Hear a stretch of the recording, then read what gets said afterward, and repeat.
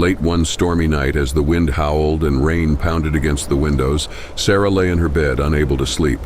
The old house creaked and groaned, its timbers straining against the fury of the storm.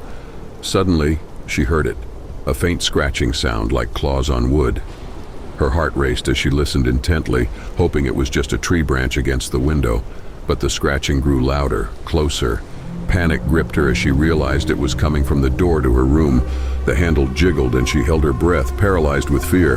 Then, abruptly, the sound stopped.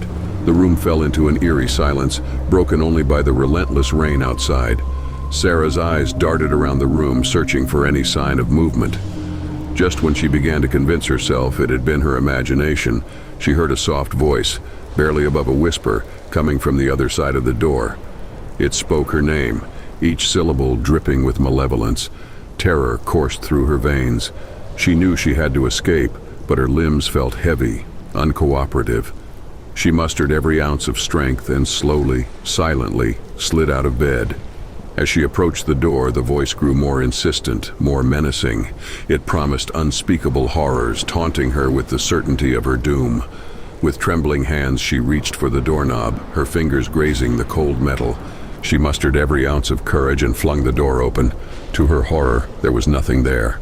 The hallway stretched before her, empty and dimly lit. The scratching, the voice, all had vanished. Drenched in sweat, heart pounding, Sarah stumbled out into the hall. She glanced around, her breath hitching at every shadow. She needed to find safety, to find someone, anyone. As she made her way down the darkened corridor, a chilling realization dawned on her. The voice had come from inside the house. It was not an intruder from outside, it was something far more sinister, lurking within the walls. From that night on, Sarah never slept soundly again. The midnight visitor became a haunting presence, a malevolent force that only she could hear. And as the years passed, the voice grew louder, more demanding, until it consumed her every waking moment. And then one fateful night, the voice was no longer a whisper. It was a scream, a wail of triumph as Sarah disappeared into the darkness, leaving behind nothing but an empty, echoing house. Remember, it's just a story. But if you ever find yourself alone in an old creaking house on a stormy night, you might want to keep an ear out for any midnight visitors.